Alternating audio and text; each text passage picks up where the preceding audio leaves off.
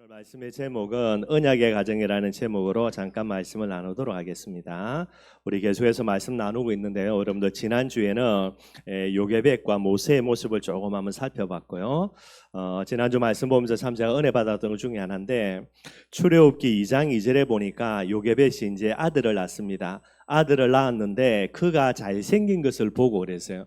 그래서 모세가 이제 이게 태어나게 되는데 우리가 잘 아는데 여러분들 애들 태어나면은 뭐 애가 뭐 예쁘다 이런 거 잘 구분하기 힘듭니다. 물론 자기가 낳았고 또 자기가 부모기 때문에 부모의 눈에 보면 진짜 뭐 예쁠 수 있겠죠. 그런데 태어난 아들 여러분 게 예쁘다 이런 거는 조금 거리가 조금 이렇게 안 맞는 말이 되고요. 그런데 요게벳이 아들이 잘생긴 것을 보고 그 다음에 뭡니까? 이제 도전하는 부분이 되거든요. 무슨 말이냐면 유아 살해 명령인데 이 살해 명령 법이라는 부분들을 어기면서까지 이 아들을 살려주려고 몸부림친 부분들이 되는 거예요. 그래 얼굴 단순히 잘생겼다라는 말이 아닙니다. 어린 아이의 이 모습 속에서 무엇을 본 겁니까? 영적인 준수함이라 그래요. 뭔가는 모르지만은 하나님의 특별한 계획을 보았단 말이 되게 되는 거예요. 그래서 이 아이를 죽여야 되는데 죽이지 않고 계속해서 이제 키워나가면서요. 이 요게벳의 헌신 때문에 나중에 모세가 바로의 왕궁에서요. 많은 그런 부분들을 준비하면서 출애굽이라는 이 일의 주역으로 쓰임을 받게 됩니다. 제가 이 말씀 보면서 한 가지 점검해 본 게 부모인 내가 우리 자녀들에게서 나는 지금 무엇을 보고 있는가라는 거예요. 여러분 다 자녀들이 있죠, 그죠? 이 자녀들을 보면서 여러분들 무엇을 보고 있는 겁니까? 우리의 자녀들이 렘넌트가 맞다면 이 자녀들에게 하나님이 무엇을 있습니까? 하나님의 특별한 계획 반드시 있거든요. 이걸 봐야 되는데 그걸 보게 될 때야 이 아이가 정말로 영적으로 준수하구나 잘생겼구나 이게 이제 보여지게 되는 거예요. 한나가 이걸 보게 되는 겁니다. 그러니 원망하고요 또 불평하고 염려 걱정해야 될 일들 속에 상황 속에 있는데도 믿음으로 포기하지 않고 도전하는 형태가 되게 되는 거예요. 오늘 정말로 부모인 저와 여러분들이 믿음의 눈을 떠서 우리의 자녀들을 통해서 뭘 봐야 됩니까? 영적인 준수함을 봐야 되는 거예요. 영적인 준수함을 보지 못하는 게 어떻게 됩니까? 자녀의 있는 모습 속에서 하나님이 특별한 주신 게 있는데 그걸 못 보니 뭐 하지 않죠? 자녀가 여러분들 감사의 대상이 안 되는 거예요. 그러니 자녀를 보면서 늘 언제나 불만 속에요. 불평 속에 있고요. 그리고 영적인 준수함을 못 보니까 오늘의 자녀의 모습을 보면서 늘 언제나 염려 걱정할 수밖에 없죠. 기도가 안 될 수밖에 없는 거고요. 그 정도가 아닙니다. 영적인 준수함을 못 보니까 뭐만 볼 수밖에 없습니까? 다른 것을 볼 수밖에 없는 거예요. 있어도 되고 없어도 되는 다른 부분들, 육신적인 것들을 볼 수밖에 없게 되는 겁니다. 그러니 이걸 보니까 뭐가 됩니까? 부모에게 욕심의 눈밖에 안 떠지게 되고요. 이 욕심 충만한 눈을 가지고 자녀들에게 계속해서 인본주의 써나가는 형태가 되는 거예요. 그러니 자녀에게 오히려 걸림돌이 되는 그런 부모가 되게 되는 겁니다. 여러분들 우리 자녀들을 하나님이 렘넌트로 주셨습니다. 그렇다면 이 아이들에게 영적인 아름다움들 반드시 있습니다. 여러분들 문제는 뭐가 되냐? 우리가 믿음의 눈을 뜨지 못하고 그것을 보지를 못하는 거예요. 그러니 여러분들 자녀들에게 있는 영적인 아름다움 못 보고요. 우리는 뭐만 보기를 원하느냐? 육신적인 아름다움만 보기를 원하는 거예요. 공부 잘하기를 원하고요. 우리말 잘 듣기를 원하고요. 아프지 않고 건강하게 잘 자라주기를 원하는 거고요. 물론 나쁜 거 아니죠, 여러분들. 그러나 우리의 아이들이 렘넌트가 맞다라고 이야기할 때에 영적인 아름다움들, 준수함들 하나님이 주신 거예요. 공부 잘하면 좋고 안 해도 상관없고 여러분들. 뭐 얼굴 예쁘면 좋고 못생겨도 상관없습니다. 그거는 선택사항이라 있어도 되고 없어도 되고. 그런데 렘넌트이기 때문에 반드시 있어야 되는 영적인 준수함 뭐죠? 하나님을 사랑하는 중심, 예배에 대한 소원을 가지고요. 늘 언제나 하나님 앞에 믿음으로 서려고 하는 그런 아름다운 모습도 이게 여러분들 있어야 되는 거예요. 이게 있는데도 우리가 이 부분들을 보지 못하고요. 육신의 눈만 바라보고 이 아이를 갖다가 여러분들 감사하지 아니한다. 그건 우리가 가고 있는 큰 죄가 되는 부분들이 되는 거예요. 그러니 오늘 정말로 저와 여러분들 요게벳이 이 부분들을 보고요. 진짜 하나님의 역사를 위해서 헌신했던 것처럼 이 시대에 렘넌트를 키우는 부모인 저와 여러분들요. 이 비밀 꼭 기억하고 다시 정말로 하나님 앞에 올바른 그런 모습으로요 하나님 앞에 나아가는 부모들이 되기를 주님의 이름으로 축원드리겠습니다. 오늘은 여러분들 언약의 가정이라는 제목입니다. 다르게 이야기하면 여러분들 하나님의 마음에 맞는 가정이 돼야 돼요. 그래서 우리의 가정을 다시 한번 돌아보면서 우리의 가정은 하나님의 마음에 맞는 가정인가 아닌가 그 부분들을 점검하기를 바랍니다. 여러분들의 가정이 하나님의 마음에 맞는 가정이 된다. 여러분들의 가정을 통하여서 반드시 하나님은 하나님의 뜻과 계획을 이루어 나가시게 되는 거예요. 그래서 여러분들 우리의 가정이 하나님의 마음에 맞는 가정이 되면 여러분들의 가정을 통해서 반드시 하나님의 역사는 일어나게 되어 있는 겁니다. 필연이 되게 되어 있는 거예요. 하나님의 마음에 맞는 가정이 되기 위해서 여러분들 지난 2주 말씀요. 첫째는 하나님의 마음에 맞는 자녀가 되어야 되는 거예요. 오늘 여러분들 우리의 자녀들이 하나님의 마음에 맞는 자녀가 안 된다 하더라도 저와 여러분들이 기도하면 됩니다. 우리들에게 렘넌트로 오신 자녀들은요 반드시 저와 여러분들이 기도하면 하나님의 마음에 맞는 자녀로 회복이 되게 돼 있어요. 여러분들 제가 늘 말씀드리는 거 언약 잡고 기도한다 도망 못 가고 여러분들 뛰어봤자 벼룩입니다. 어쩔 수 없는 거예요. 그래서 저와 여러분들이 우리 자녀들을 두고 하나님의 마음에 맞는 자녀가 되기를 원합니다. 올바르게만 기도하면 되는 거예요. 여러분들 하나님의 마음에 맞는 자녀는요 다윗처럼 하나님을 사랑하는 중심을 가지고요 언약을 절대 진리로 믿는 믿음 붙들게 되겠죠. 그리고 예배의 소원 딱 가져지게 됩니다. 여러분들 결국은 이렇게 되게 돼 있으니까 오늘 여러분들이 언약 잡고 기도하시면 되는 거예요. 늘 제가 이야기합니다. 언약의 특징이 뭡니까? 임이라 그랬죠. 그런데 현실은 아직이지요. 여러분도 믿음의 눈을 떠서 임이라는 언약을 붙들고요 아직의 현실을 가지고 마음은 됩니까? 기도하면서 기다리면 돼요. 그러면 하나님의 때 되면 반드시 응답 오게 돼 있고요. 그래서 더욱더 중요한 건 뭡니까? 자녀가 아무 상관없습니다. 여러분들 문제는 저와 여러분들 부모예요. 부모인 저와 여러분들이 하나님의 마음에 맞는 부모가 된다. 언젠가는 자녀들은 하나님의 마음에 맞는 자녀로 회복 반드시 되게 됩니다. 여러분들 하나님 살아계시기 때문에 여러분들의 자녀들이 아무리 모자라고 이상해도 하나님이 치유하기 시작하고 하나님이 작업하기 시작하면 간단해요. 여러분들 걱정할 거 없고요. 문제는 부모인 저와 여러분들이라. 그래서 하나님의 마음에 맞는 부모는 누굽니까? 하나님의 해답을 가지고요 하나님의 시간표 기다리다 보면 반드시 자녀에게 이 하나님의 해답 전달할 때가 와요. 전달하면 되는 거고요.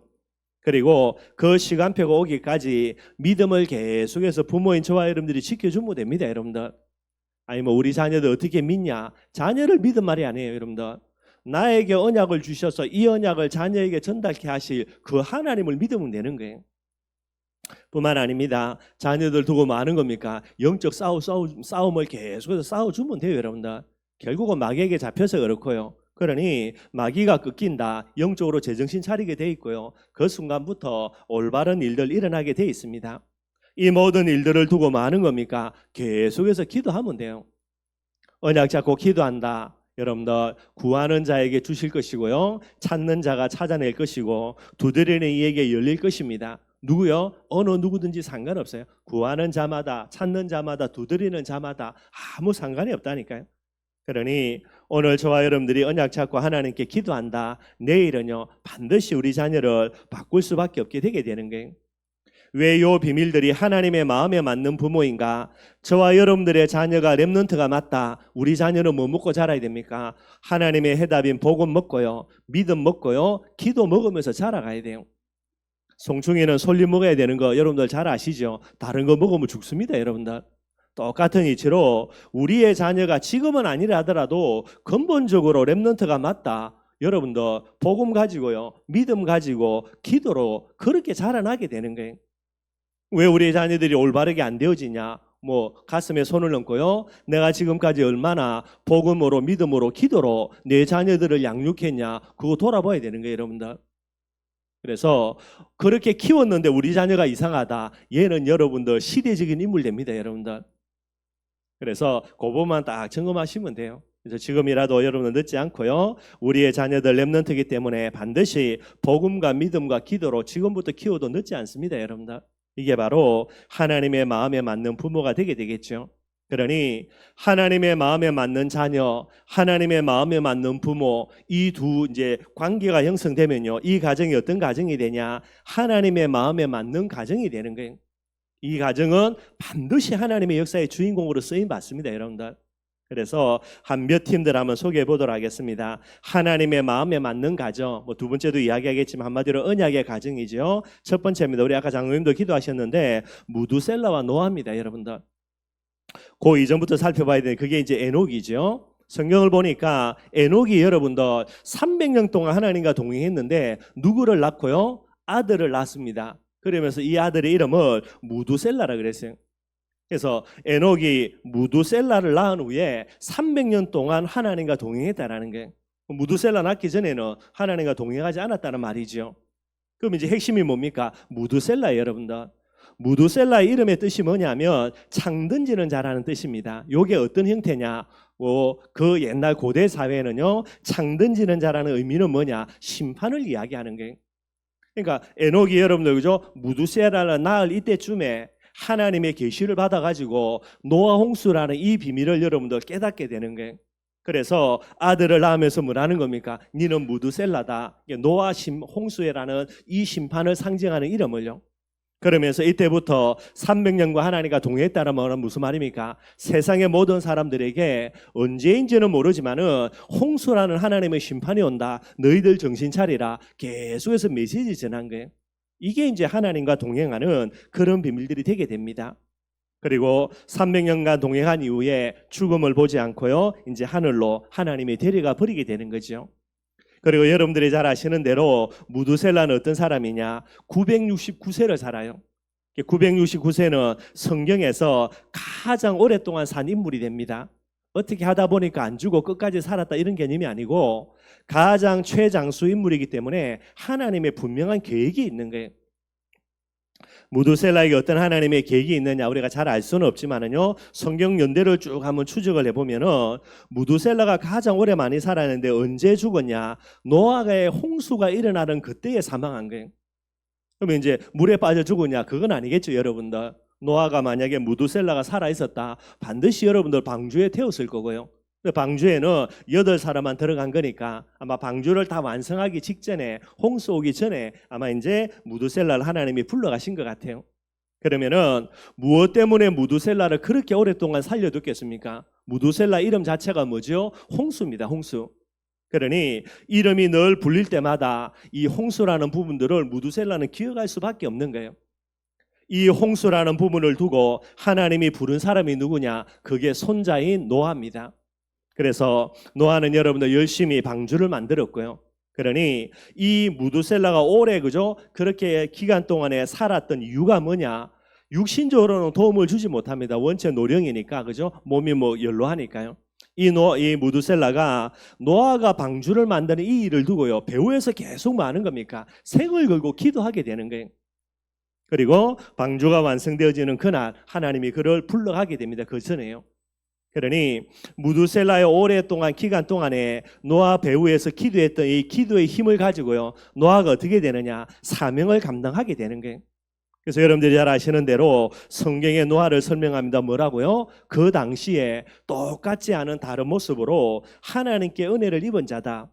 그리고 노아는 의인으로 완전한 자로 하나님과 동행한 사람이다. 그래서 이 노아를 하나님이 불러서 뭐 하는 겁니까? 방주를 짓는요, 이 귀중한 사명을 갖긴 거예요. 노아가 이런 어디서 튀어나와가지고 이렇게 된 게 아니라 노아의 배후에 누가 있습니까? 300년 동안 하나님과 동행했던 에녹, 그리고 살아있으면서 계속해서 손자의 노아를 위해서 생을 걸고 기도했던 이 무두셀라의 기도 배경 속에요, 노아는 은혜 속에 의인으로 완전한 자로 하나님과 동행하면서 나중에 방주를 다 완성하게 되는 거예요. 여러분들 반드시 하나님의 마음에 맞는 부모로서요, 진짜 자녀를 위해서 기도하는 이 비밀 속에서 하나님의 마음에 맞는 자녀로 딱 세워지게 될 때에 그 가정은 하나님의 역사와 응답을 누리는 그런 가정이 되게 되는 거예요. 그래서 우연히 그냥 노아를 통하여서 노아 방주 지어서 홍수에서 구원받았다, 그게 아니라 이런 배경들을 가지고 있는 그런 모습이 성경에 나와 있게 됩니다. 또 다른 팀은 지난주 설명한 대로 요게벳과 모세가 되죠. 뭐 요게벳은 여러분들 잘 알고 있는 대로 유아 살해 명령입니다. 하도 이스라엘 민족들이요 기하급수적으로 숫자가 불어나니까요. 애굽 사람들이 볼 때 야 이거 역전되겠다. 그래가지고 이제 뭐 강제 노동 시키고요. 나중에는 안 되니까 유아 살해 명령까지 시킵니다. 그런데 이 요게벳이 뭐 하는 겁니까? 아이를 임신한 거예요. 유아 살해 명령 내려 있는 이 상태에서 내가 아이를 낳아야 되겠다. 뭐 원해서 가지지는 않았겠죠, 여러분들. 근데 하나님이 허락하신 거예요. 그러니 엄마 뱃속에 있는 10달 동안 아이를 태우고 있는데 이게 이제 남자아이면 태어날 때마다 죽여야 되고 여자아이면 은혜로 살게 되고 그 여러분들 10달 동안 뱃속에 아기를 두고 얼마나 기도하겠습니까, 여러분들? 요게벳 자체는 하나님에 대한 중심과 믿음이 있는 그런 여자가 되니까요. 10달 동안 여러분들 계속해서 기도한 거예요. 그 기도 속에서 나중에 이제 아이가 태어나는데 얼마나 기도했던지요. 태어난 아이의 이 모습을 보고 뭐가 보인 겁니까? 하나님의 특별한 계획이 있는 아이임이 보여지게 되는 거예요. 그래서 잘생긴 것이 보였다. 그렇게 성경은 이야기하고 있습니다. 우리 여러분 앞으로 이제 시집가고 장가갈 거죠. 우리 후대들은요 반드시 기억해야 돼요. 우연이 아닙니다, 여러분들. 하나님의 특별한 계획 속에 만남 주시고 이 만남 가지고 나중에 후대를 허락하실 거니까요. 뭐 해야 되냐? 진짜 여러분 요게벳처럼 계속해서 기도하는 비밀을 가지고요. 아이가 태어날 때야 하나님의 특별한 계획이 있는 거구나. 요게 보여져야 되는 거예요. 좀 그렇지만 우리 김상아 집사님 제가 이제 쭉 기도하는 중에 보니까 아이 태어나기 전에 여러분들 자기가 기도 계속하면서 이 아이가 어떤 아이가 되었으면 좋겠다. 이런 것들을 하나님의 은혜 속에 마음 가지더라고요. 그래가지고 이름도 딱 다 지어놓고요. 이 아이가 평생에 붙들 말씀까지도 다 지어놓고요. 제가 볼 때는 참 잘하는 것 같아요. 그 여러분들 하나님의 은혜로 쌍둥이 그죠? 그 뭡니까 그 수술 안 하고요. 출산 잘하는 그런 응답들을 실제로 누려나가는 거예요. 이제 모든 게 하나님의 역사 속으로 들어가게 되는 거죠. 꼭 여러분들이 이 비밀을 기억하고요. 그래서 이 요게벳이 유아 살해 명령입니다. 죽여야 되는데 이 아이를 살려두면서 믿음으로 도전하게 되는 거예요. 그러니 하나님의 역사로 나중에 어떻게 됩니까? 바로 공주에게 뛰어가지고요. 그의 아들로 자라갑니다. 더 큰 하나님의 역사입니다. 젖을 먹여야 되니까 젖먹이 유모가 되는 거예요. 자기 아들을 젖 먹으면서 그죠? 월급 받는 그죠? 어마어마한 일들이 일어납니다. 그게 중요한 게 아니고요. 이제 젖을 때문에 어떻게 됩니까? 애굽 왕궁으로 보내야 돼요. 자기 품을 떠나야 됩니다. 기간은 한정되어 있는 거예요. 여러분들 젖 먹이면서 뭐 하는 겁니까? 생을 걸고 기도할 수밖에 없는 거죠, 여러분들. 그렇게 기도 속에서 젖을 먹이다가 젖대고 이제 바로 왕궁으로 보낼 수밖에 없는 거예요.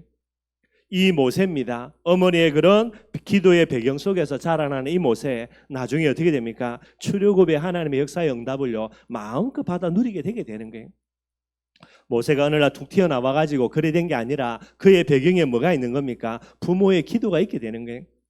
이 기도의 발판 삼아 하나님의 마음에 맞는 자녀로요 잘 자라난 모세가 결국은 애굽에 있는 430년의 저주와 재앙을 깨끗하게 끝내버리는 하나님의 역사와 응답을 누리게 되게 되는 거예요. 비슷한 케이스입니다. 한나와 사무엘도 똑같은 거예요, 여러분들. 내 소원이 바로 아들입니다. 아들이 없어가지고 늘 구박받았으니까 이게 한나의 소원이에요. 그래서 계속해서 한나가 믿음이 있으니까 출산이라는 비밀은 하나님의 손에 있으니까요. 하나님께 늘 예배드리러 올라가면서 아들 달라고 하나님께 요구합니다. 뭐 절대로 응답 없죠, 여러분들. 어느 날입니다. 한나가 내 소원이 아니라 하나님의 소원을 발견하는 거예요. 내 소원은 아들이지만은 하나님의 소원은 나실인이구나. 이걸 깨닫습니다. 그래서 한나가 서원하지요. 하나님 내게 아들 주시며 내가 아들을 하나님께 나실인으로 온전히 드리겠습니다. 그래서 태어난 아이가 이제 사무엘이 되게 되는 거예요. 그러니 여러분들 자기 품속에서 키우는데 언제가 됩니까? 젖을 뗄 나이가 되면요 예루살렘 성전으로 보내야 되는 거예요. 본인도 보따리 사들고 성전에 올라가냐? 그럴 수는 없죠. 그죠? 자기 품에서 떠나보내야 되니까. 그래 여러분들 젖 떼려면 그 시간까지 여러분들 이 아이를 젖 먹이면서 할 수 있는 건 뭐밖에 없습니까? 기도밖에 없다니까요. 우연히 그냥 어떻게 하다 보니까 태어난 아이가 아니라 진짜 하나님께 기도해서 소원 가지고 있으면서 그렇게 태어난 아이예요. 아이가 또 둘셋 있냐? 하나밖에 없습니다, 여러분들. 이 아들을 어떻게 됩니까? 떠나보내야 되는 거예요. 여러분들 생명 걸고 기도하면서 젖을 먹일 수밖에 없고요. 시간이 흘렀습니다. 이제 젖될 내가 나이가 되어서요. 이 사무엘을 성전으로 떠나보낼 수밖에 없게 되는 거예요. 거리가 어마어마하게 먼 거리입니다, 여러분들. 보고 싶으면 찾아가고 그럴 수 있는 게 아니에요, 여러분들. 1년에 한두 번 가서 만날 수밖에요. 그러니 성전으로 보내놓고 여러분들 배후에서 뭐 할 수밖에 없습니까? 늘 기도할 수밖에 없는 거예요. 이런 어머니의 기도 속에 이 사무엘이요, 하나님의 마음에 맞는 자녀로 잘 자라나서 어떤 일이 일어나는 겁니까? 마지막 사사로서 350년 약 시간이 그렇습니다. 사사시대의 저주와 재앙을요, 사무엘 하나가 일어나죠. 완전히 끝내버리는 거예요. 그리고 사사시대를 끝내고요, 왕정시대, 특별히 다윗에게 머리에 기름을 붓고요, 다윗을 왕을 세우는 일에 결정적인 역할을 감당하는 게 사무엘이 되게 되는 거예요. 하나님의 마음에 맞는 부모, 하나님의 마음에 맞는 자녀가 일어나면 하나님의 마음에 맞는 가정 되어줘서 반드시 하나님의 역사와 응답을 누리는 그런 귀한 가정으로 쓰임받게 되게 되는 거예요. 또 다른 사람입니다. 다윗과 솔로몬요. 다윗은 두말할 필요가 없고 하나님의 마음에 맞는 사람이죠. 하나님의 마음에 가장 맞는 비결 중에 하나입니다. 예배의 소원을 가지고 있습니다. 늘 다윗의 마음에요. 예배의 소원을 갖고 있으니까 다윗이 내가 성전을 건축해야 되겠구나, 이 마음을 품게 되는 거예요. 그래서 이제 하나님께 이 부분들을 이야기를 하는데 하나님이 선지자를 보내가지고 안 된다 그러고요. 뭐라고 이야기합니까? 네 아들을 통해서 이 응답을 주겠다라고 하나님이 약속하시는 거예요.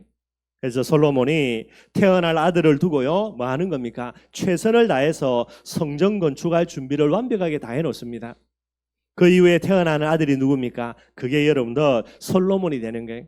그래서 다윗이 솔로몬을 위해서 성전 건축할 준비 완벽하게 다 해놓고요, 솔로몬의 가슴 깊은 곳에 뭐를 심습니까? 성전 건축의 사명을요 완벽하게 심어 나가는 거예요. 얼마나 심었든지 솔로몬이 성전 건축하고 난 다음에 이제 뭐 할지 몰라가지고 멘붕 올 정도로, 그 정도로 다윗이 솔로몬의 마음속에 성전 건축의 사명을 심어 놓은 거예요. 이 속에서 태어난 아들이 솔로몬인데, 솔로몬이 태어날 때 여러분들 하나님이 주의 종을 보내가지고 뭐라 말하냐? 이 아이의 별명을 지어줍니다. 그게 뭐냐? 여디디아라 그래요. 여디디아는 뭐냐? 여호와께 사랑을 입은 자라는 거예요.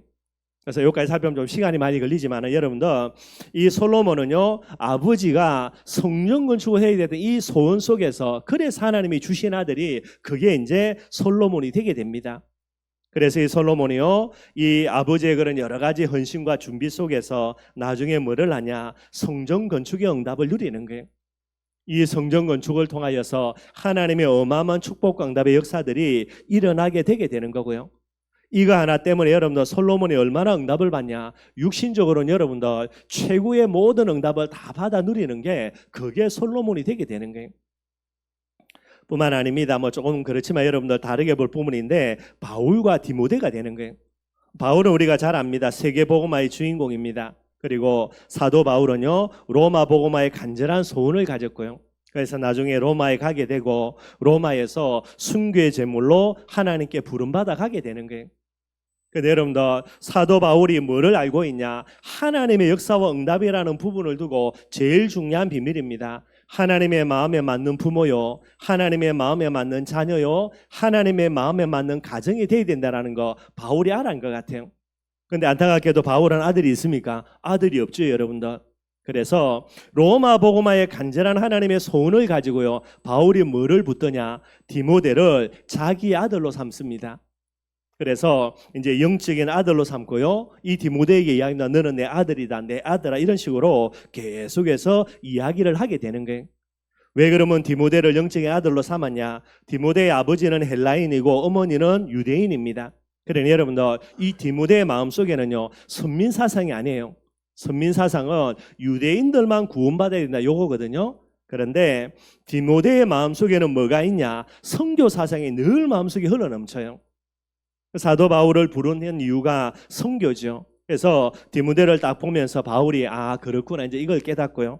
특별히 디모데는 어려서부터 계속해서 성경을 알았고요. 그리고 가정 가문의 영적인 유산이 거짓이 없는 믿음이 됩니다.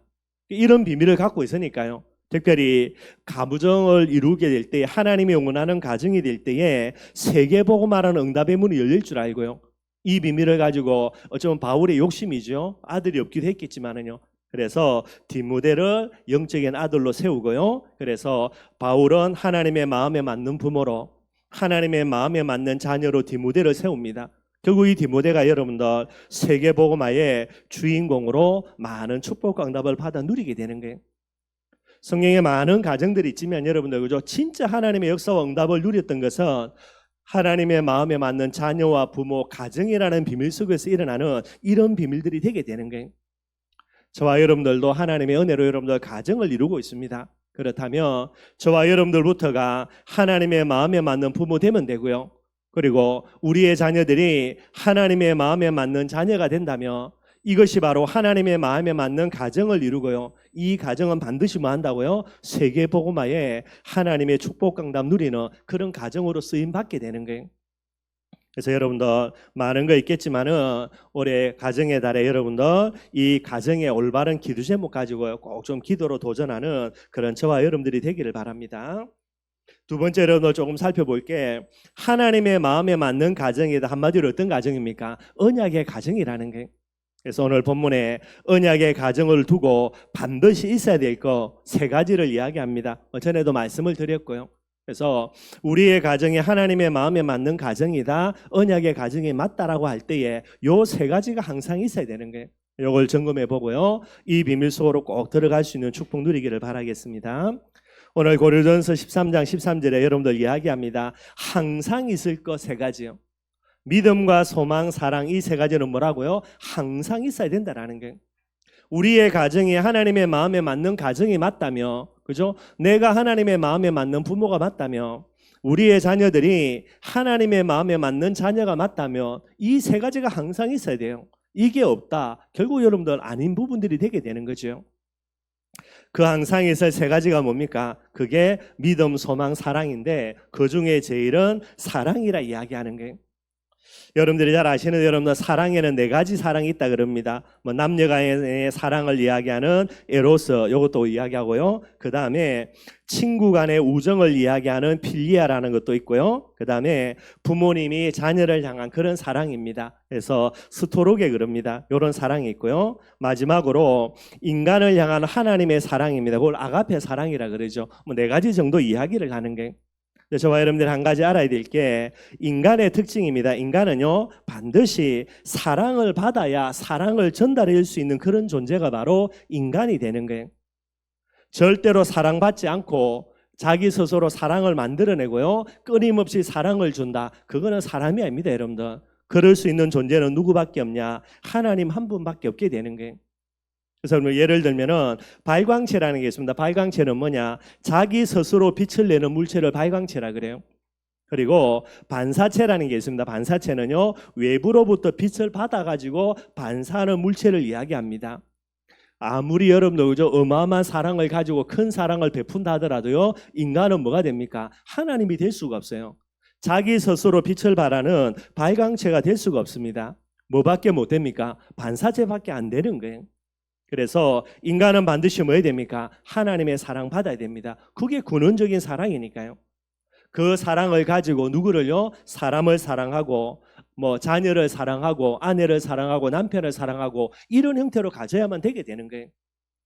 그게 이제 인간의 구조가 되게 됩니다. 그래서 반드시 사람은 하나님의 사랑을 받고 그 받은 사랑을 전달해 주는 그런 역할을 감당을 해야 되는 거죠. 그러면은 하나님의 사랑의 가장 중요한 핵심되는 내용이 뭐냐? 요한복음 3장 16절입니다. 거기에 보면요. 하나님이 세상을 이처럼 사랑하사 독생자를 주셨다 그런 거예요.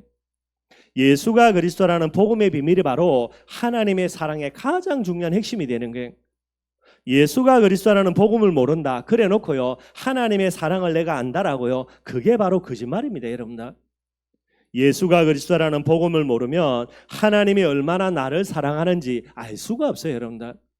그러니 복음 모르다가 여러분들 감정에 치우쳐가지고요 나는 하나님을 사랑합니다, 내가 하나님 위해서 생명을 드리겠습니다 고함 지르지요. 나중에 시간 지나 보라니까요 교회 떠나가고 교회 졸업하고요 심지어 하나님 원망하고 불평하면서 하나님 어디냐 말하는 사람들 수두룩백백해요, 여러분들.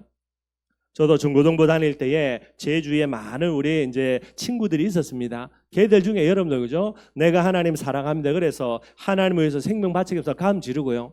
어떤 놈은 진짜 하나님의 은혜와 사랑에 감사해서 내가 신학교 가가지고 목사 돼야 되겠다. 그래서 진짜 여러분들 신학교 간 친구들도 있어요. 지금 어디 가 있냐 모릅니다, 여러분들. 그런 친구들이 많아요. 왜 그러냐? 하나님의 사랑의 가장 중요한 핵심은 여러분들 예수가 그리스도라는 복음이에요. 복음을 정말로 알게 될 때에 하나님이 나를 얼마나 사랑하는지 그제서야 알게 된다니까요. 그전에는 알 수가 없어요, 여러분들.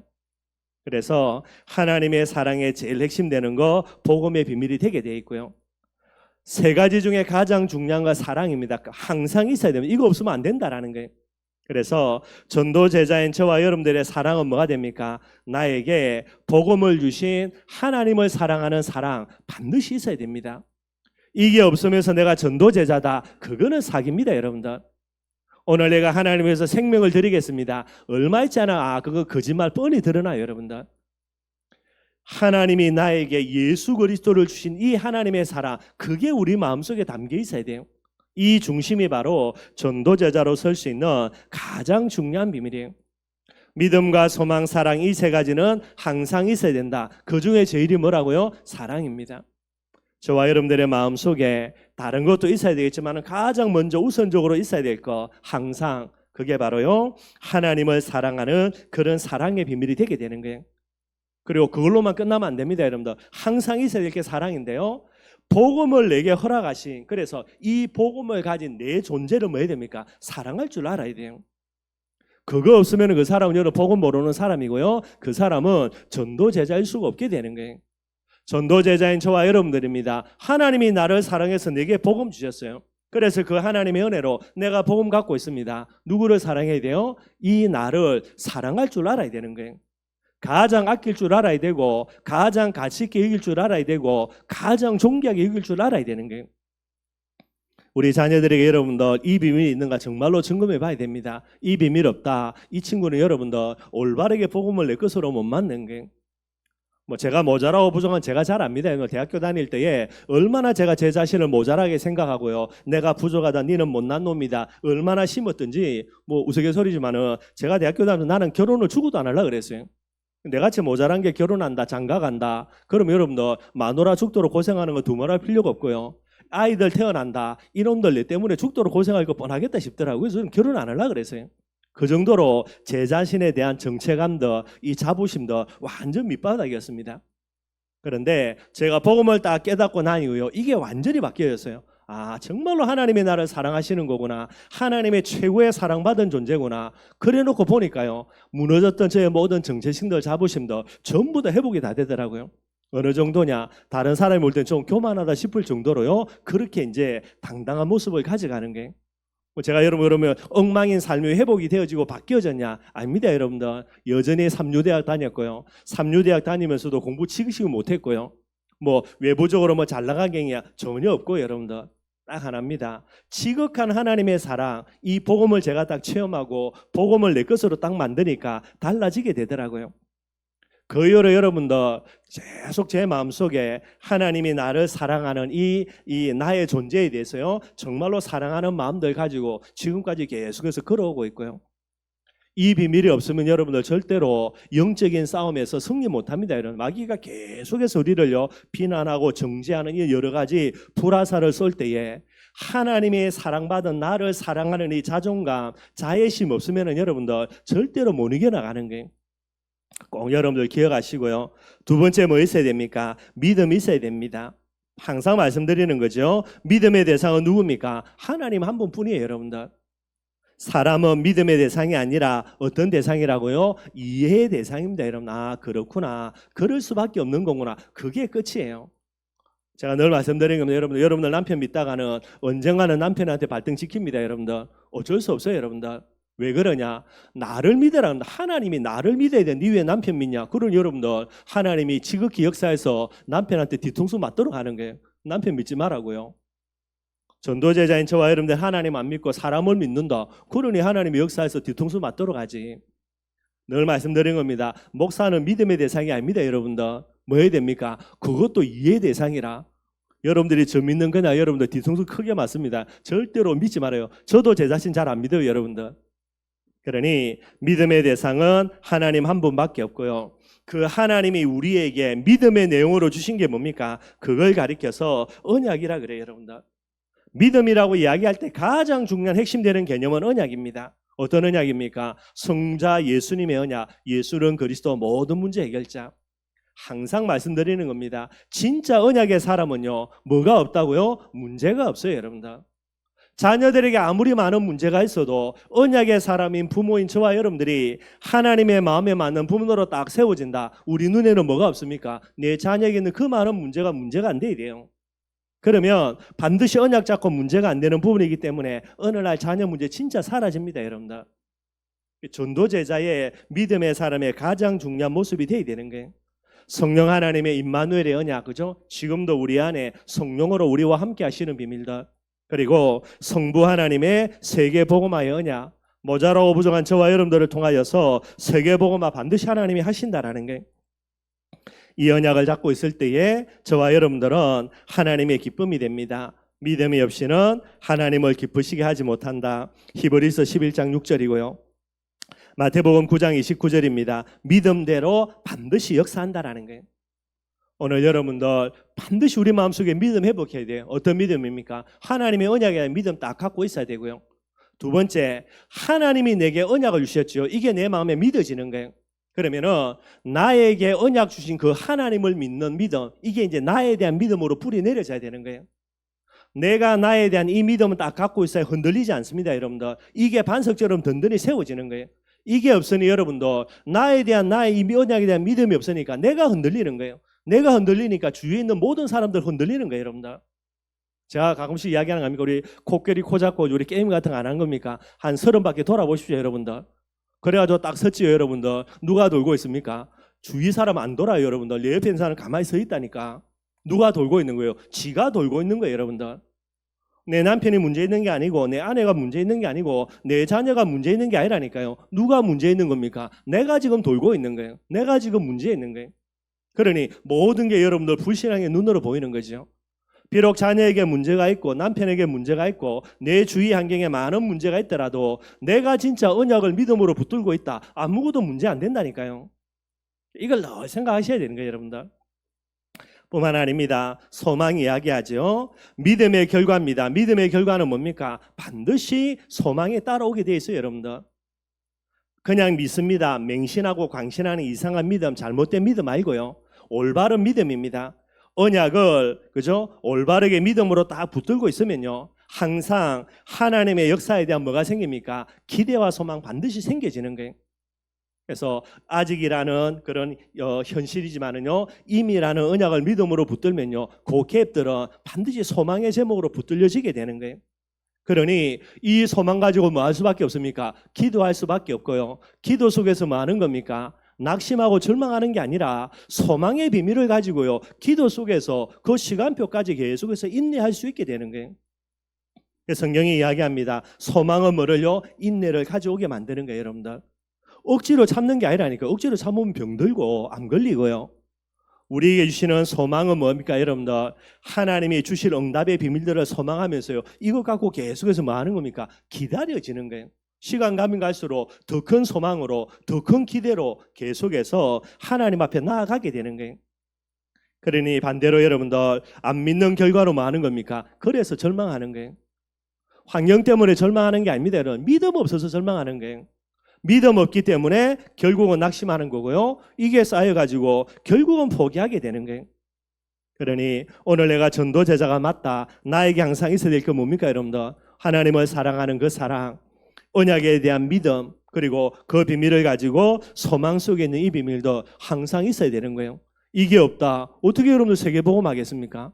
여러분들의 깡다구로요, 여러분들의 열심으로요, 말이 안 되는 거예요, 여러분들. 반대로요, 뭐만 있으면 됩니까? 이것만 있으면 되는 거예요. 그래서 믿음과 소망, 사랑, 이 세 가지는 항상 있어야 된다. 그 중에 제일은 사랑이라 성경이 그래 이야기하는 거예요. 그렇다면 저와 여러분들의 가정이 하나님의 마음에 맞는 가정으로 언약의 가정에 맞다면 우리 가정에 뭐가 있어야 됩니까? 이게 있어야 되는 거예요. 오늘 여러분들의 가정에 믿음과 소망, 사랑 이 세 가지가 있는가? 그거 점검해 봐야 되는 거예요, 여러분들. 그거 없이 여러분들 세계복음하는 가정 되겠다고요? 그거는 말이 안 되지요, 여러분들. 말이 될 수가 없고. 그러니 여러분들 이 비밀 꼭 기억하시고요. 여러분들의 가정에 여러분들 하나님을 사랑하는 사랑, 복음을 사랑하는 거, 그리고 복음 가진 나를 사랑하는 거, 요 비밀 속에서 뭐가 돼야 됩니까? 복음 가질 우리 후대를 사랑하는 거, 그렇게 가져야 되는 거예요. 그냥 내 새끼니까 내가 무조건 사랑한다. 그건 여러분들 그죠? 짐승들하고 뭐가 달라요, 여러분들? 그 비밀 가지고 있으니까 여러분들 내 뜻대로 대주면 그죠? 뭐 오냐 하고요. 어느 날 내 뜻대로 안 된다. 당연히 내 뜻대로 안 되지. 하나님의 뜻대로 되게 돼 있는데 그것 갖고 뭐 하는 겁니까, 여러분들? 그것 갖고 씩씩거리면서요. 자녀에 대해서 원망하고 불평하면서요. 여러 가지 부분들요. 그래놓고 뭐 세계복음하는 그런 부모요. 그리고 하나님의 마음에 맞는 부모요. 이래 이야기하는 거는 말이 안 되게 되는 거예요. 여러분들 정말로 하나님을 사랑하는 이 사랑으로요, 부모님과 자녀들 이 사랑 속에서 교통되어지는 그런 하나님의 마음에 맞는 가정이 되기를 바랍니다. 뿐만 아니죠, 믿음도 있어야 되는 거예요. 다른 믿음 말고 여러분들 언약에 대한 믿음이 있어야 되고 언약 가진 나에 대한 믿음이 있어야 됩니다. 이게 내 자신에게 먼저 회복되어야 되고요. 이 비밀을 가지고 뭐 하는 겁니까? 언약 가진 후대에 대한 믿음들 반드시 가져야 되는 거예요. 자녀를 믿을 수가 없습니다. 더욱더죠, 그죠? 뭐를 믿어야 됩니까? 내 자녀에게 언약 주신 하나님, 그 하나님을 믿고 그 언약을 믿어야 되는 거예요. 그게 여러분들 부모와 자녀 사이에서 하나님의 응답 속으로 들어가는 가정이 되는 제일 중요한 비밀이 되게 되는 거예요. 안 믿어진다. 나에 대한 언약이 안 믿어지니까 자녀에 대한 언약도 안 믿어지게 되는 거죠. 뿐만 아닙니다. 언약 성취를 위한 하나님의 역사에 대한 뭐가 있어야 됩니까? 기대와 소망이 있어야 된다니까요. 자녀를 보고 우리 자녀 왜 안 되냐라고 낙심할 게 아니고 믿음 없어서 그런 거고요. 믿음 회복하면 뭐 생깁니까? 기대와 소망이 생긴다니까. 그게 여러분들의 자녀를 변화시킬 수 있는 가장 중요한 무기예요, 여러분들. 어떤 흑암도 전부 다 무너질 수밖에 없게 되게 되는 거고요. 그래서 나에 대한 기대와 소망들 딱 가지고요, 후대를 통해서도 하나님의 언약 성취하시겠구나, 이 기대와 소망들 여러분들이 딱 가져가면 되는 거예요. 그게 어디 속으로 들어가는 겁니까? 하나님의 역사 속으로 들어가는 언약의 가정, 하나님의 마음에 맞는 가정으로 회복이 되게 되는 거예요. 여러분들의 가정이 그죠? 많은 물질적인 풍성함들, 여러 가지 그런 뭐 응답들 누리는 건 물론 중요할 거고요. 또 여러분들의 가정들이 그죠? 남편과 아내 사이 여러분들 진짜 서로 좋아가지고 죽고 못 사는 거, 그 속에서 여러분들 내 새끼들 귀여워가지고요, 정말로 여러분들 뭐 쪽쪽 빨아주고요, 물론 좋겠지 여러분들. 그러나 그 이전에 뭐가 있어야 됩니까? 하나님을 사랑하는 사랑, 언약에 대한 믿음, 기대와 하나님의 역사에 대한 기대와 소망들, 이것 갖고 과정이 구성되어져야 되는 거예요. 그 가정은 여러분들 반드시 하나님의 역사 속으로 들어가집니다. 문제는요, 우리 남편 아직도 교회도 안 나고 예수 예자도 모르는데요, 그게 문제가 아니라니까요. 여러분들에게 먼저 믿음과 소망, 사랑 딱 회복하고요, 이 비밀 가지고 남편을 두고 뭐 하면 됩니까? 이 비밀들을 심어 나가면 되게 되는 거예요.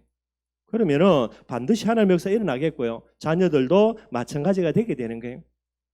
말씀 결론 맺도록 하겠습니다. 우리 가정의 달입니다. 우리 춘천 임마누엘교회의 모든 성도들의 가정이요, 먼저는 하나님의 마음에 맞는 자녀로 회복되어지고요, 하나님의 마음에 맞는 부모로 회복되어지고요, 그래서 하나님의 마음에 맞는 가정 되기를 바랍니다. 오늘 말씀대로요, 여러분들의 가정에 믿음과 소망, 사랑이 넘쳐나기를 바라겠고요, 이 속에 있으면 반드시 하나님의 역사는 필연적으로 반드시 따라오게 되는 거예요. 이 비밀 가지고 마음껏 세계복음화의 축복 속으로 나아가는 저와 여러분들의 모든 가정이 되기를 주님의 이름으로 축원드리겠습니다. 우리 말씀 생활자 찬송가 559장 찬양하겠습니다.